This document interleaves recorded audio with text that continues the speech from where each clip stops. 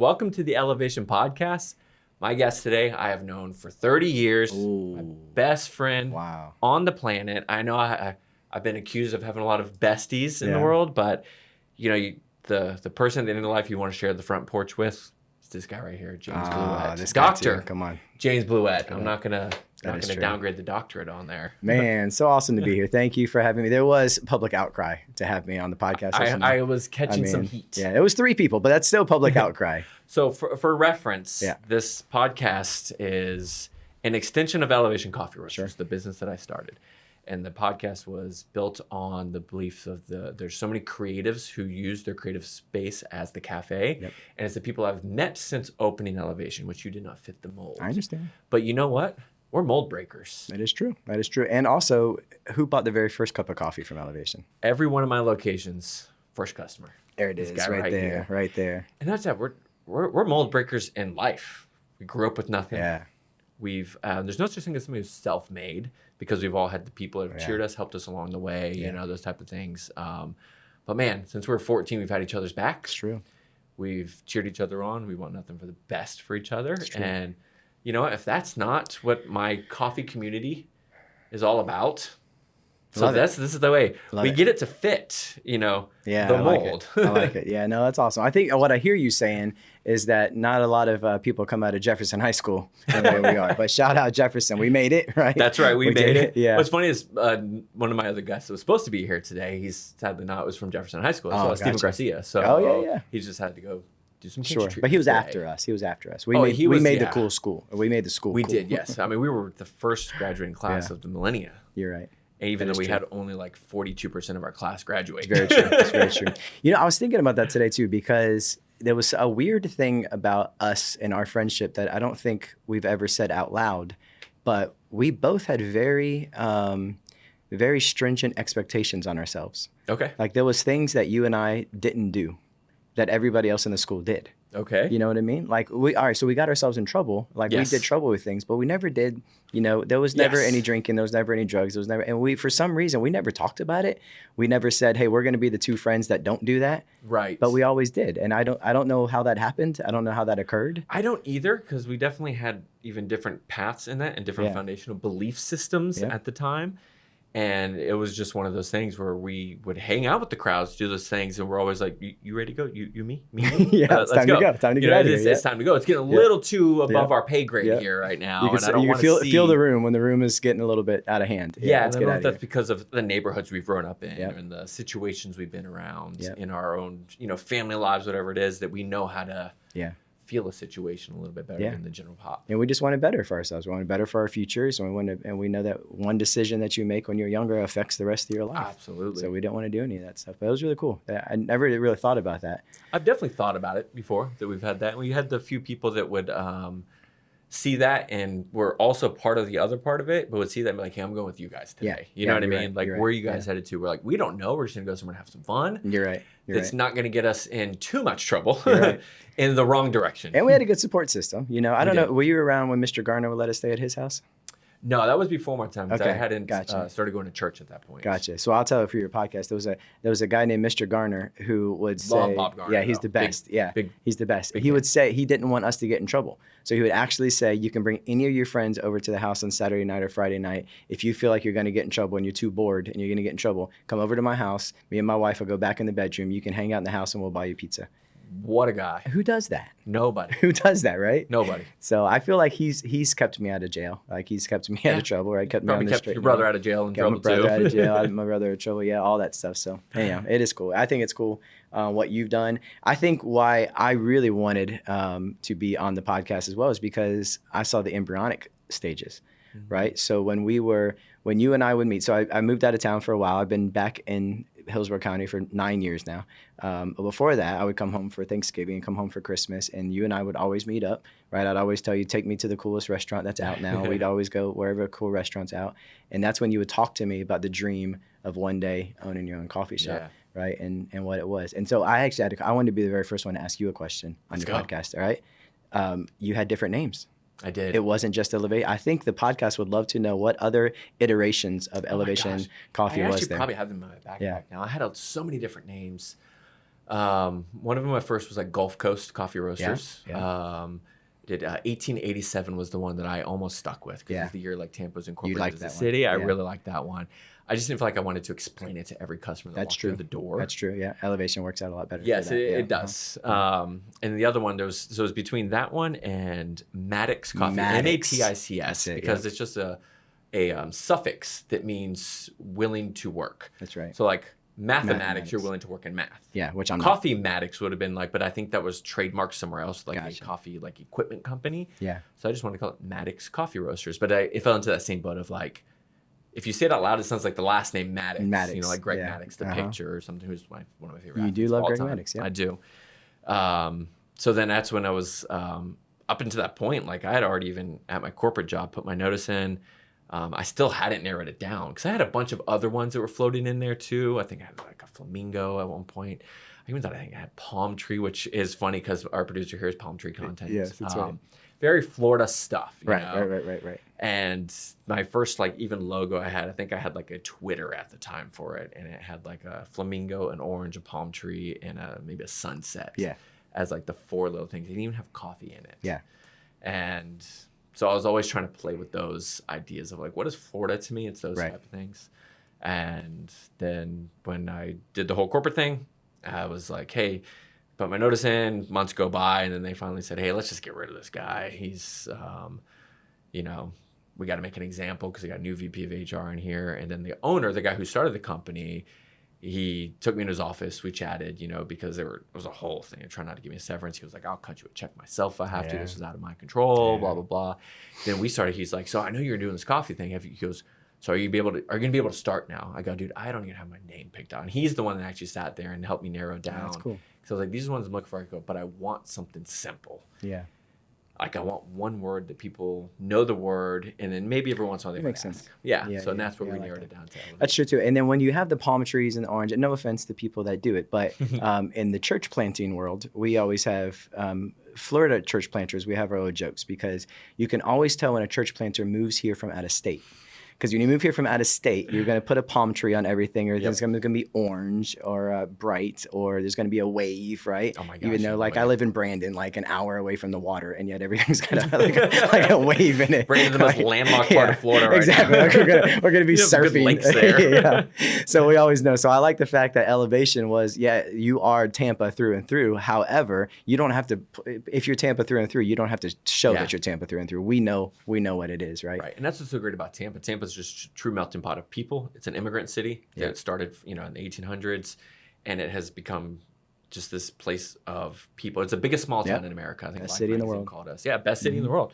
Fully agree. I wish more people didn't realize it anymore. I wish more people would realize this. Now I'm getting older. I'm like, can we stop people realizing how great this city is? No, you're because right. I can barely afford to live in it anymore. I know, but the problem is that in my world, I want more people here. Right. Correct. More of course, people, and I guess you too, right? I do you still too. want more customers to come in. The infrastructure to be better. No, I agree. That's never going to happen. Like just before we hit record, we were talking about it. Tampa's an hour from everything. It's an hour from itself. Yeah, you're right.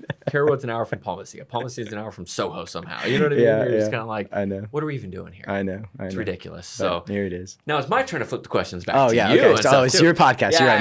My bad. Sorry. You are my guest. Oh, that's on this true. Podcast that's true. I got you. I forgot about that. And so we were a little rambunctious. We got to not too much trouble, but even like up to graduation, we almost got into actual trouble and stuff. And there was senior pranks. That allegedly happened. I don't even know if we want to talk about that. I don't know if there's a statute of limitations. I think we're over the statute of limitations, but I'd still rather not talk about it. Okay, yeah. We'll keep it. Let's just say that it was talked about for years afterwards, and there were people that were not happy about. Not happy at all. If it's and we'll end it at that. But we made it. We got through. I barely made it through. We almost had a field fist fight near the last day of school too, because I won't name the other person, but there was another. We'll call him a class clown. Yeah. And he wanted to meet out in the field, and who had your back? You did. I was like, we are going. Like I'm showing up. He didn't show up though. And then, just to let your audience know, somebody got mad because I was voted as one of the 3 finalists, For the class not clown. even class clown, one of the 3 finalists for class clown, and he didn't get voted, and he was like, "I'm funnier than you," and then you have like a funny off, like, "Tell me a joke." No, you don't do that. That's not what funny people do. Well, I'm gonna fight you then. He literally, well, we're going then. He literally said that he wanted to fight me. He wanted to fight me over being nominated for class. I didn't even win. I just got nominated. Goofy thing in the world, but I loved it. We showed up to the field. He didn't. I went to kindergarten with him too. I've known him since kindergarten. That's crazy. Yeah, that's wild. Yeah, I never seen him since either. And it was even weird going up to that because I went to different schools than most of the people at Jefferson went to. So when I first went to Jefferson, I knew one kid in the whole school, and I was the only other kid he knew. So he left 2 weeks in. Oh, gotcha. He was done, huh? But it was funny because him and I, we'd walk around the perimeter of the school during lunchtime because we didn't have any friends. And we caught people playing basketball. And that's where we met David Dolphy, Billy Razzini. You were part of that crowd, Richard Latta and stuff too. And that's kind of where like the friendship started. That's how it started, huh? I didn't realize that. Okay. And that makes sense. Basketball is kind of always, basketball in high school in particular and just outside of high school. Yeah. It's a big part of our lives. Yeah, it was really weird. Huge. Yeah. Up until COVID, I was still playing basketball. Those same guys. I was still like at 40 years old, I was still playing basketball with those guys. Oh, yeah. I mean, I even came up there a few times with them, with Landon Fong. And, dude, those were good times. I don't know if my back would hold up anymore. But what I do remember is our school had one large hallway. Yes. Right? And I could always pick you out because you would have on an old school baseball jersey all the time. Yeah, I remember the Nomar Garcia Parra jersey that you had. They got a Jose Canseco. I had 3 different Jose Canseco jerseys. 3 different Jose Cansecos. I had a Blue Jays one, a Rays one, and a Red Sox one. Gotcha. So the cool way of being able to see each other is I could just look like this as one hallway and be like, oh, there's Garcia Parra. And so I'd make my way over to you. So it was very easy I always knew where you were. And I was a late bloomer, so I wasn't tall at all in high school until like roughly like halfway through my junior year. I finally hit a growth spurt where I think I hit like maybe 5'7", then I hit 5'11", and I stopped growing. And that's when I actually, like, senior year, I think I went up for the basketball team when Terrence Kinsey was on the team, played in the NBA. We had some good athletes at that school. We did, man. The Caldwell brothers were there. I mean, us. I mean, come on. Right now, us. I mean, come on. Who's better? People ask me all the time, did you play sports in high school? I don't think you understand the high school I went to. Yeah, I would say sports. I went out for the basketball team. Shout out to Terrence Kinsey, who was always nice, always vouched for me. Kind. Because I would get him the ball. That's all he wanted. That's all we needed. Remember, he would shoot at half court. He would shoot at half court like it was a free throw line. Well, that's what we did. We played the game of 21 with him at one point, and he was just so dominant. We made him shoot his free throws from the half court line, true. And he was sinking 3 in a row. We're like, all right, you can't do this. We started playing 3-point shootouts. And it was just 4 years later that he was playing with LeBron James in the Cavs. And he had that. When I ran into him, I brought up his Kobe game where he held Kobe to like 8 of like 32 from the field something, and like 7 turnovers. Nice. Like, it was one of Kobe's worst games ever, and they specifically had him defend him that whole time. And it was, I don't know, it was just we taught him everything he knows. We did. I mean, he wouldn't have learned that if we didn't teach him on the court. I mean, when I was 5'7", posted up against this guy. I'll tag him on Facebook in this one. There we go. I like it. So we're at that point. We're in high school, and then that's when you were getting ready to leave for a different college. I was staying local, and at that point, I was even in my own faith journey of like not knowing what I wanted to do, but I was always surrounded by you, somebody who had prayed for me for 4 years, invited me for church, and I was like, that's not for me, you know. But for 4 years, you did it, but never in that way of like, hey, you know, you're gonna regret if you don't go. You know what I mean? It was just that friendly, you know what I mean? But I just grew up in a different setting where it was like, it's not for me. And then you get to that graduation point and you start seeing some of the people who, I don't want to say had it together, but had a life plan, and they all seem to be the people that were in like that. They have it together. Yeah, they were in that. And I was like, okay, there's something to this. Let me hang around them a little more and see what it's about. And that's when it was more of like, it wasn't a dynamic of this systematic religious thing. It was the Jesus thing. And that's when you were just like, oh my gosh, I've actually never even heard about this guy in my life. Tell me more. You know what I mean? And from there, it was, you know, I made sure it's like doing when I got baptized right before you left, because it was big for me, because you were that person that was that bridge for me. And I'll obviously always be thankful for that, because if it wasn't for that, then it was like, you know, my brothers and stuff. And which makes me want to bring up the fact that you are an author. I am. A lot of people don't really, because you don't shout it out. It's not like one of those things that you're just like bragging to people. You're not the guy that say, check out my book here. Hey, give it to the kids, you know, and stuff. You've written 3 books and a children's book. That's true. Yeah. Oh, I have them here. Let's show them. Like, we have cameras. This is on. This is going to be We're going to have Jared cut a reel of these. I actually had to go find them because I couldn't find one at my house. So because they're sold out. I mean, we're on like the 7th printing already, guys. So this is the very first book I wrote called Can I Get Baptized in Fruit Punch? And this was the one that was about your brother. So at one time after what you talked about, then we started really getting solid in our faith. I think we probably lived together at that point. Mm-hmm. We're roommates. I think we worked together for a while. There was a moment where like we worked together, we lived together, we went to church together. It was like 24/7. We were 20, honestly, and we did not get on each other's nerves very much at all. Because actually at one apartment we actually shared the room. We shared the master bedroom, 100%. And we let everybody else like fend for all the other rooms. And this is probably the audience does not want to hear this too, but I remember never joking like I had never seen your feet because you still always wear socks everywhere, and you were like, but I've never heard you fart.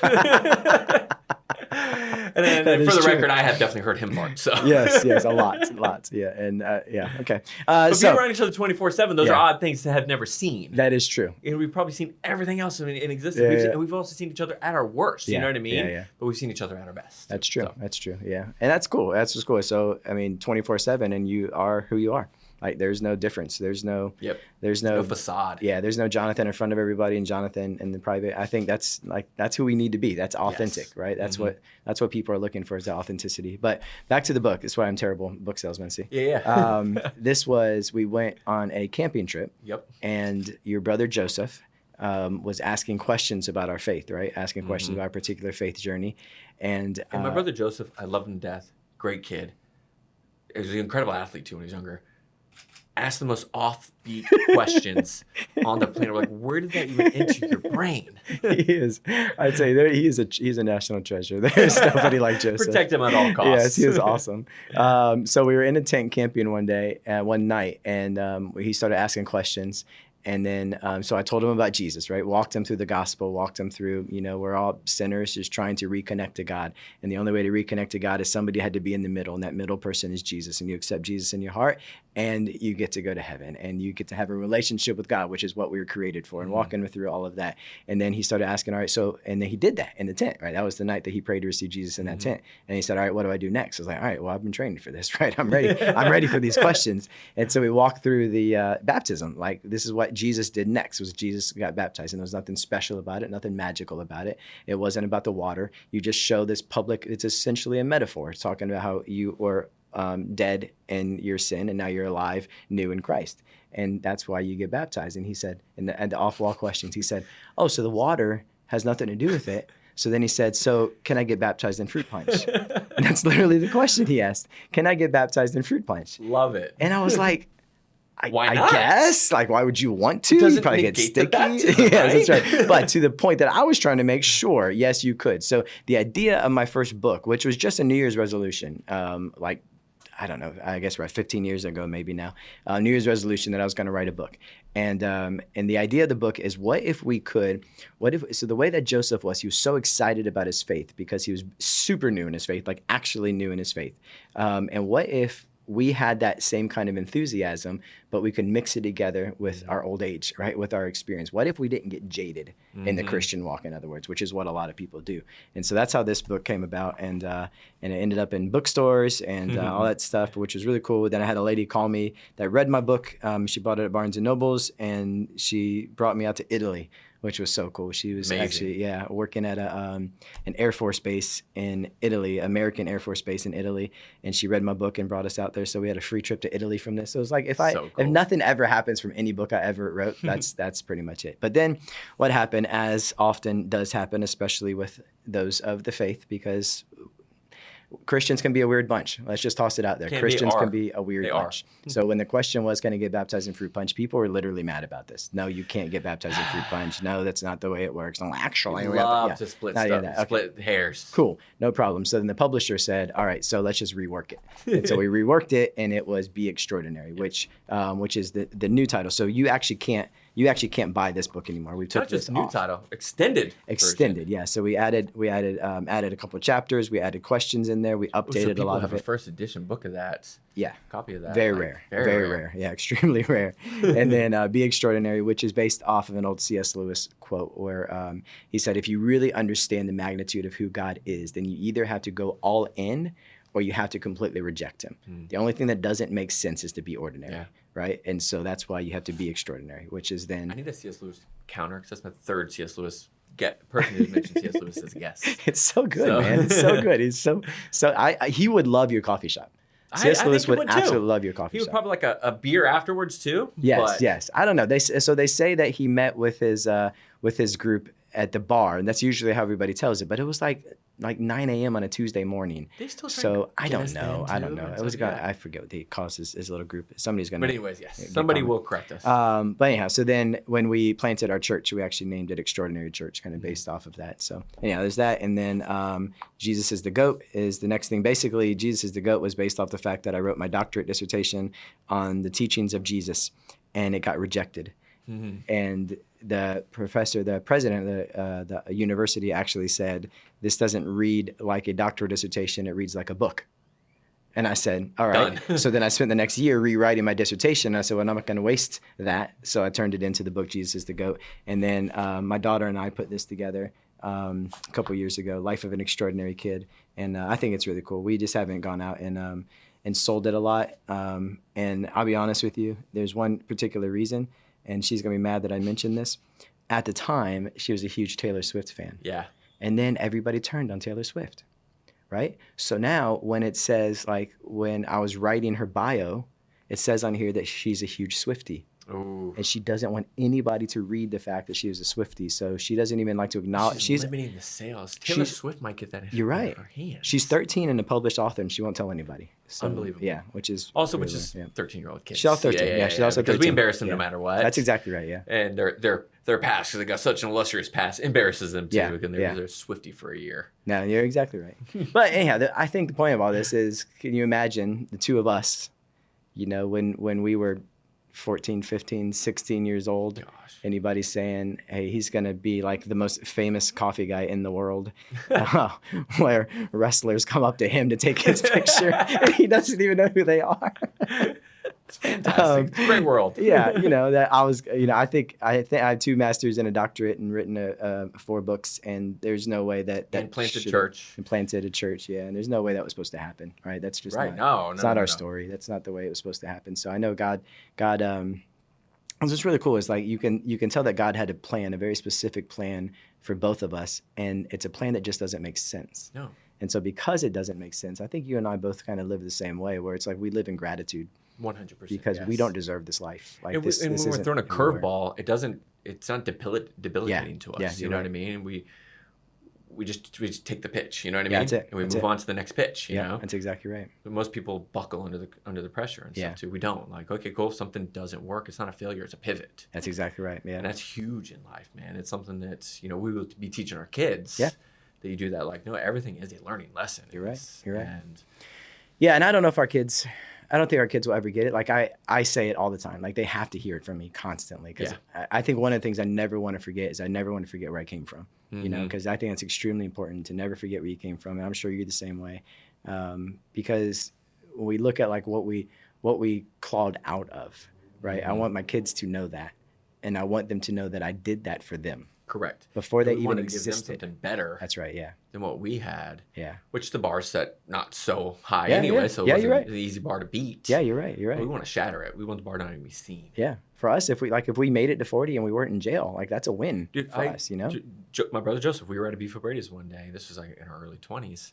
And we just see this lady and her daughter, it looked like, was just staring at us from the bar. Like, what is this? This is a weird, situation. What's happening here? So I get to go to the bathroom and they're literally just like this.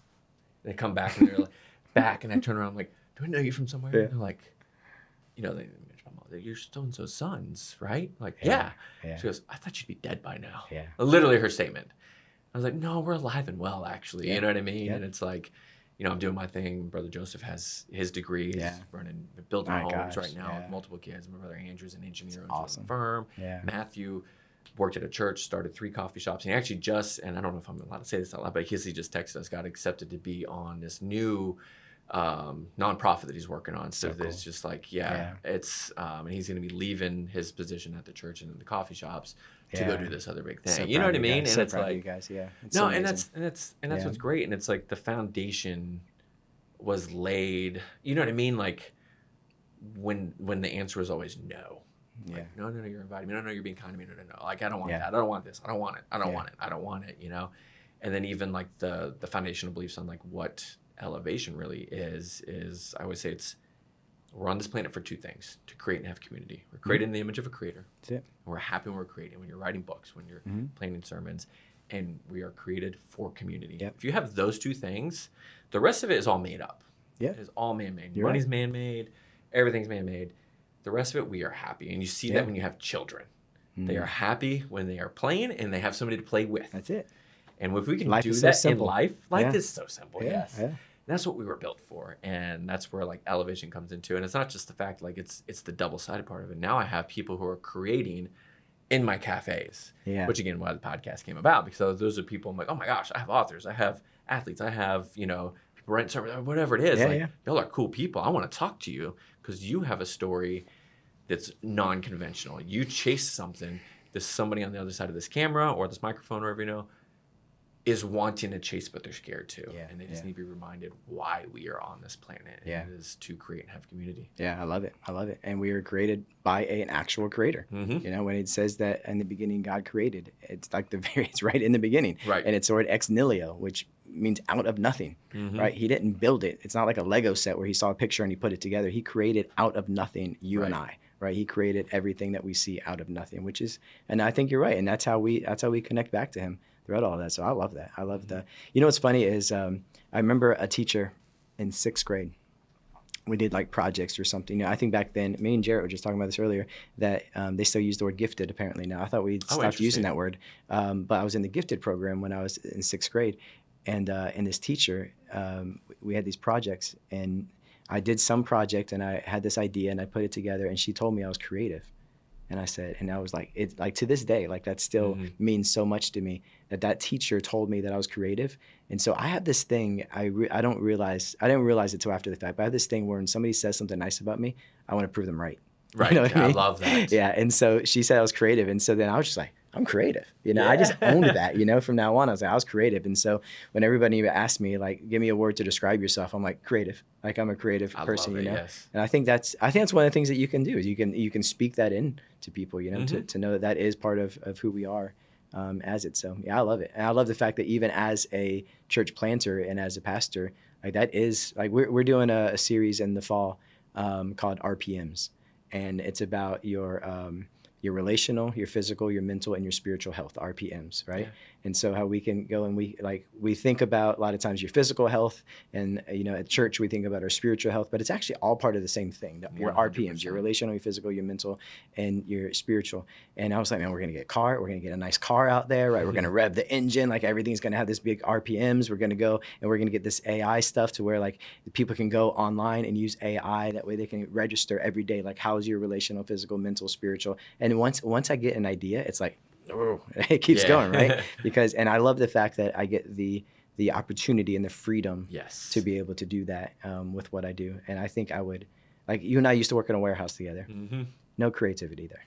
No. We were told what to do. We had fun, right? But the fun wasn't the work, though. The fun wasn't waking up at 5 a.m. to go there. It wasn't, But there was no creativity involved. It was just do the same thing. For me, I was the label maker. I'd put the label on the bottle, put it over here. Then after lunch, we would fill the bottles up with our cleaner. Put them in a box, tape the box, put them on a pallet. Dustin would wrap we had them. all sorts of games to try to keep ourselves busy. So we had the whole thing, but there was no creativity to it. So I love the fact that we get to be creative with our life, because that teacher told me I was creative. So now I have to prove it right. That's so cool. That's Daniel Roebuck was talking about that when he was in Catholic school. He couldn't read.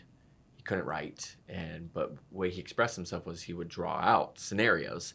And he went to a Catholic school, and a nun said the same thing. They said, "Hey, instead of telling the kid you're dumb, you know what I mean, or your learning is behind everybody," she channeled that into him. She said, "Hey, after school, why don't you go in that room over there, use it, draw more." You know what I mean? That's exactly right. And he was literally realized I was storyboarding. This is like leading him to becoming an actor. You know what I mean? Awesome. Like he loved telling stories.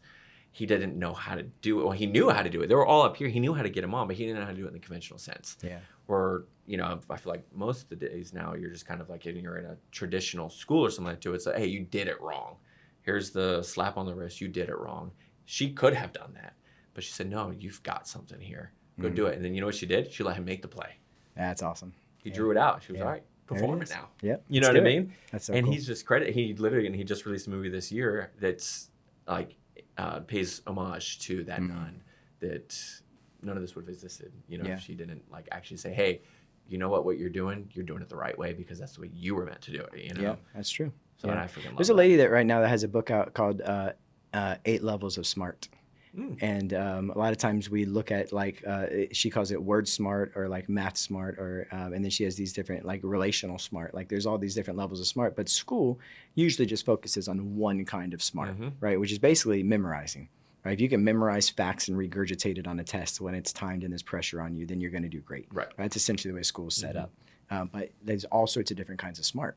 And that's what you find, of course, in your coffee shop is maybe all the people that come in, like they're being really successful right now, but maybe the traditional schooling, they weren't successful in the traditional schooling because they weren't that kind of smart. That's right. So there's different levels of it, right? So and so for me, it's all like getting through school was just that I'm a visual memorizer. I can look at something and I can memorize it from a picture, right? And it was all the way I ever got through school was that. That's not being smarter than anybody. Right. That's just one thing. That's one thing that literally can get me all these degrees because I can look at something and memorize it, right? So on a Sunday morning, I usually have my sermons memorized, and I've learned these, skills of memorization, and that's it. That's not smart.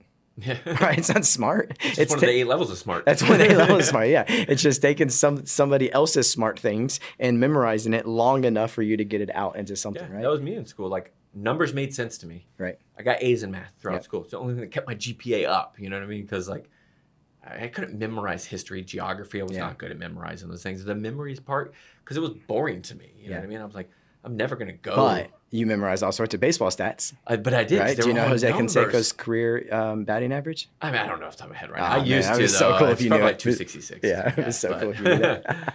But no, I mean, I used to remember those things like because that was my thing. I always had those numbers in the back of my pocket because I really enjoyed reading the back of baseball cards. I enjoyed numbers. Numbers tell a story that I know how to read. Yeah. This book that you gave me to read and to write a report on doesn't tell a story that I care about. That's right. Yeah. So I don't read it, and it doesn't make me dumb because I don't like reading it, or because I read 39 pages and I can't tell you what I actually read. You know what I mean? So. And I see I'm the opposite. The opposite to me is I would rather read a story because when I read a story, I can picture the story and I can visualize what's happening there, and that's what helps me more is a story. That's why even when I speak, it's always in metaphors. It's always in story. Yeah. I always use props. Like people, some of the older people like to come to me and be like, "You don't have to use all those props." Like, yeah, you do. Like you do. Like there's people learn differently, and so for the visual learners in the room, let's hold something visual up that way they can see it because they're not paying attention to a word I say because that's not their kind of smart. Right. So if we have something visual that's there in front of them as well, that's going to help them out as well. So it's. You know what we should talk about? What's that? I know it's your podcast, but let's go. We should probably talk about our wives. Yeah, absolutely. Yes, because the 2 best people on the planet. Right? Incredible, yes, incredible. Because we actually have an interesting story about how, so we're best friends, and we worked at a warehouse together, right, and lived together. Yep. It was one moment. We worked at Cracker Barrel together. We did work at Cracker Barrel together. That's right. We waited tables, and the old ladies loved you at Cracker Barrel. 100%. Yes, you had it. Yeah, tell your joke. What was your joke? Oh no, sweet tea for the sweetie. That's it. Yeah, you get that tip every time. Yes, every single time. You would always get it. And then I think there was a time where they were in between youth pastors at First Baptist Tampa, and they asked us even to put some leadership to that. And so I don't know if you remember that or not. They were on like some sort of leadership team or something. No, because I had followed Russell. So gotcha. I left. Okay, gotcha over there. Okay. Gotcha. Yeah, and then there's a whole youth camp that happened, and Heather was at Temple Terrace, and so was Michelle. Heather worked at that youth camp, and Jason Waters was the youth pastor for that youth camp. And she just fell in love with the way Jason Waters ran the youth over there and stuff. So she was like, let's go try out this new church with Michelle. I understood. And I wasn't there yet at the time, though. Gotcha. So okay. Gotcha. That's a whole nother story. Sure. So then you started dating Michelle. But then, yes. So I ended up moving over there. We had our college group at the time. That's right. Which was honestly legendary. I loved it. That was a great college group that we had. Jason Waters was leading, but we'd also have different speakers. Yeah. Chris Hyde, Dr. Knight even spoke in there every once in a while. We're talking 02, 03 here, you think? Yeah. Yeah, 02. This is definitely because my wife and I, we started dating 03. 03, okay. Yeah, June-ish of 03. And we got married 04, just like you did. Gotcha. But you guys started dating later. Yeah. That's right. So then Michelle would want to come and hang out, but she's smart, so she doesn't want to come and hang out by herself, right? Especially at our house, because we had people at our house, but it was, you never know what you're going to go into when you go into somebody's house. So she would always bring her friend with her, right? Smart. It's a really, really good thing to do. And her friend was Heather, who then ended up now being my wife. Correct. Which is really cool. So then the fact that the four of us, we've done a lot together. And it's one of those like friendships where the four of us would get together, and it's like, we don't have to introduce ourselves. We don't have to placate. There's nothing that we are who we are. We have group texts that we can ignore or listen to. Yes. I ignore. I'm sorry. Yes. It's okay. Because I catch up. I usually catch up once every couple of days. I'll read through it, and then I like stuff. And then Michelle, she does not. It's so true. We get the likes like 3 days later. And then Michelle has to point out, look who joined the chat. Michelle, and it's funny. Michelle gets so frustrated. The best part of it is the way the opposites attract too. Because you and I, yes, we have sports has always been like the one thing that but like generally speaking, you're a little bit more introverted than I am, a little more extroverted. There's a little bit more like, I'm a little more boisterous. Yeah. You know what I mean? You're a little bit more reserved, those type of things. And Heather's a little more like me too. Like we get together for dinner, we talk about our workouts and our macros and stuff. You and Michelle talk about the sitcoms that you watch and what macaroni and cheese was the best. Best macaroni and cheese, yes. It's funny that we marry the people that we're the best friends with too. Yeah. And that we like have that again. The front porch when we're all in our 90s, assuming you make it that far. I can't imagine that. I know I was going to make it at 40, but here I am. We're doing that, still talking about the good old days, and how we still have more good old days ahead of us. And you trying to read the instructions to a board game that we're all like, oh my gosh. Somebody's got to be the instruction reader for the board games, all right? It's me. Best public speaker I've met, worst instruction reader ever. That is true, but anyhow, I think that's been really cool too. Honestly, it's such a blessing. It's such a blessing that we've had so many years like this. It's really cool. Now our kids are growing up. Right, my son's gonna be 17 next month. Is that crazy? Driving a car by himself. Wild, yeah. He's 17. So anyhow, here we are. I don't know if anybody would have picked this life for us. Nobody would have called it. I think everybody had the under on this for sure. They all took the under for sure. That's what they bet the farm and I couldn't blame them. I probably would have bet the under too. I'm pretty sure I put a safe bet on the under as well. I'm like, we're not making it out. No possible way, but here we are. So I think what's cool then also about what you do is we talked about, we talked a couple of nights ago about how like my friend Tom told me that he went over to his friend, our friend Scott's house the other day. And it was a weird situation. Like when he described it, it sounded strange. It did sound strange. Because, and I didn't think about it until after the fact, but two grown men, we don't go over to each other's house to drink coffee, right? Women, that seems fine, right? If a woman said, hey, you know what? I'm dropping the kids off at school. You want to come over to the house about 9 and I'll make some coffee and we can, chit chat in the kitchen while the kids are at school. For the record, that sounds lovely to me. It sounds great, right? If any of my friends want to invite me over to their house for coffee, I would love for you to make me coffee. But guys don't do that. Guys don't do that. It's a coffee shop. That's 100% what they do. So then as I thought about that, I was like, the coffee shop really is that spot. It's like the water cooler. It's like the, especially for, a lot of corporate people, they're out there and they have to go different places after work. They have to go go to all that stuff. But during it, like as a church planter, I went from being in ministry for 20 something years and having the nice office, right? Having whatever you need, right? It's always there. And you have the expense account and the credit cards and, you can always, go on the trips and go on the conferences and all that stuff. To be in a church planter where I had nothing, like literally nothing. It was just like whatever you got to go find everything yourself, right? So then, all right, well, I need to have meetings. Where am I going to have meetings at? Well, the only place to have meetings is a coffee shop. Yep. Right? Like you have dinner meetings and lunch meetings, but there's a lot more expensive too. And you only have so many meals, right? I can drink coffee all day long, and I used to do that. I would just back to back, right? As a 1 o'clock, I have a 1 o'clock coffee. Oh, hey, my 2 o'clock's here, right? And I just add a local coffee shop. That's exactly right. Yeah. So that was always what I did. And so anybody that was ever out, I still get the best friend discount, right? yeah, I would. Yeah, I would ask for that. But anybody that was ever out in your area, right? Obviously, I would go over to your shop, of course, to have the meetings and have it over there. But I think that's what. And I've met some really cool people that you've brought in there. Yeah, that is true. That is true. Yeah, and so I think that's what's really cool is I think you're doing a huge service that I don't think people really understand exactly how big of a service it is that you're doing. But there's a lot of people that I know are like me. That's the only thing they have. Right? That's the only spot to go. So I've always thought about it. When I was planning church, I planted a church for 3.5 years before I had an office. Right. And so I wake up every day and go to a coffee shop every single day because I need a routine. If I don't have a routine, it's gonna be If you bad. do it from your home, you get distracted easily. Yeah, you're distracted. There's this, or there's the TV's over there. Yeah, Dan Patrick's show every day, 9 o'clock. Right, it's always there. So yeah, so going to the coffee shop is always, that's my office. It's always been my office, and I love it. Like there's just even the smell of a coffee shop. Walking into the coffee shop, it's just like there's something that just makes you feel good. Yes, but it's the atmosphere too. It's just the people that are there having meetings themselves. That there's an energy to that. That makes you think, I'm in the right place. It's the creative who you see and you walk by and you're like, oh, he's designing something. Oh, she's writing a book too. You know what I mean? And those are the people we do have. It's there. Yeah, you're exactly right. So there's that creative energy that is being like thrown in this small space that is contagious. Yeah, that's really cool. Yeah, and then people even like, well, I don't drink coffee, and I'd be like, well, I don't care. this is where we're meeting. Yeah, this is where we're meeting. So you either, and I really think learning coffee actually is a skill that you do need. I really do. I think it's one of the things that's part of our current grown-up culture, right? Like you need to know, where the coffee shops are. You need to be able to drink coffee. It's part of it, honestly. It really is. I mean, I think it's like 67% of Americans drink coffee every day. It's what the number one, number two traded thing in the world, but it's the most connected thing. I've said this to, like on almost every podcast. From the farmer's hand who picks it, or actually first tills the soil, puts the plant in, picks it, to the milling it. There's 50 hands that touch this cup of coffee before it reaches your cup.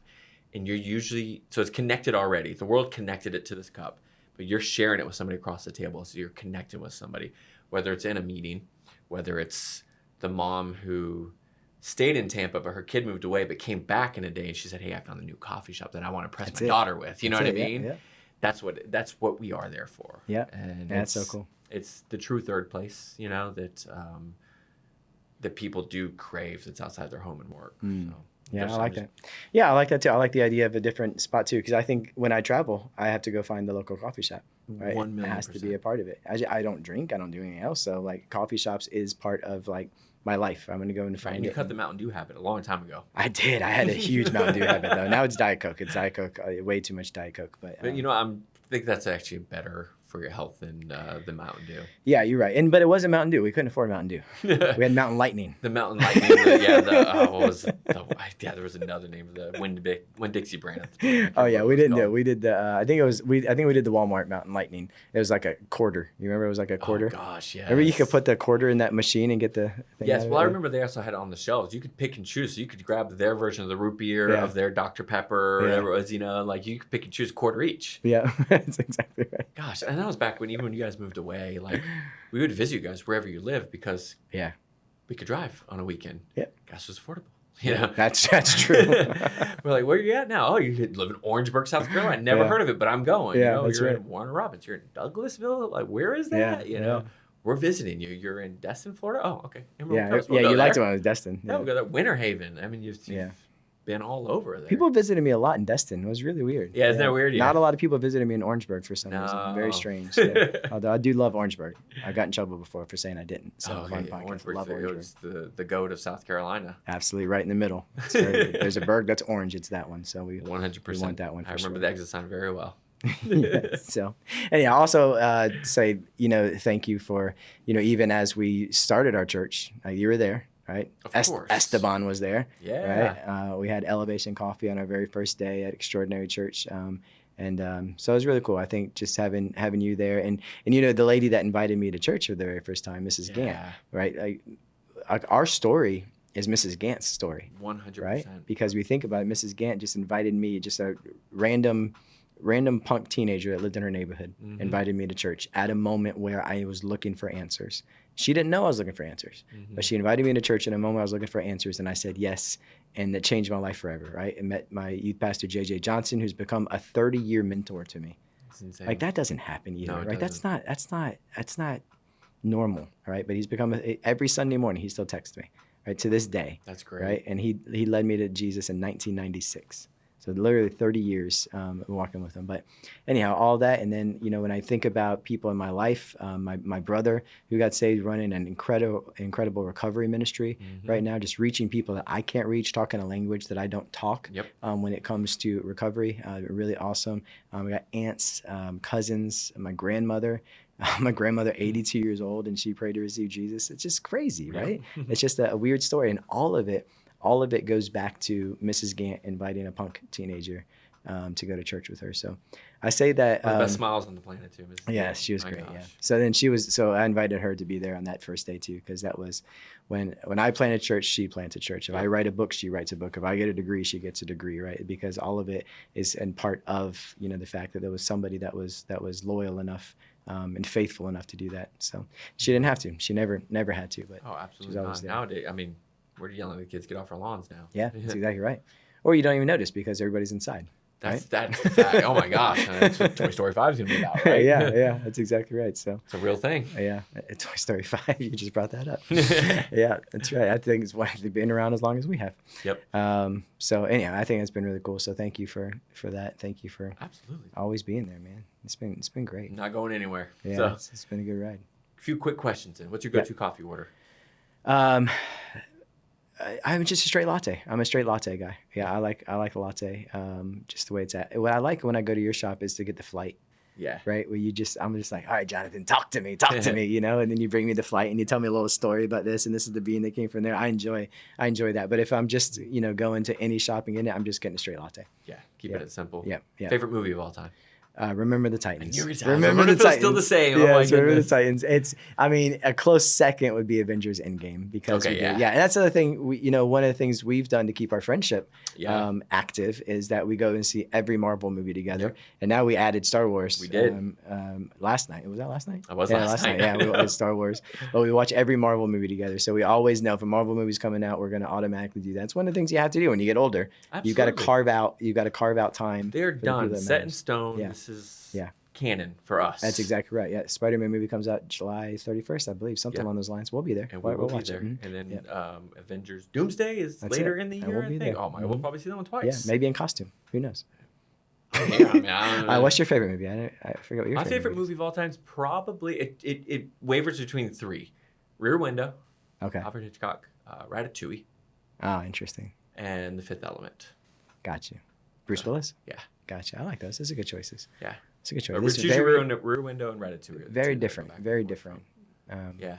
Movies. But I like Remember the Titans. Yeah. I remember Titans because again, it's a story, right? And then it was so unexpected, right? Spoiler alert: when Gary Bertier got in that car accident, I remember like an audible gasp, right? Like right? Like I just did not expect that happening. And then Denzel, you can't go wrong with Denzel. No. And then a young Ryan Gosling, like dancing the jig in the locker room. Yeah, you can't beat that. The soundtrack to everything was so good. So good, yeah. Favorite book of all time? Well, of course, the Bible. Besides the Bible, let me give a couple. I got Francis Chan's Crazy Love is a good one. Erwin McManus, names slip in my mind. There's an Erwin McManus book that was really good. And what it talked about, you can Google.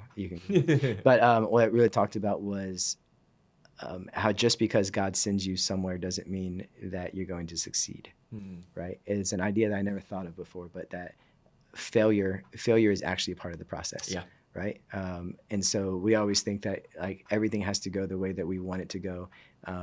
Otherwise God isn't behind it. There's no biblical basis for that. There's nothing. So obviously God's going to, like, God could do everything and you can set everything up and one person's lives changed.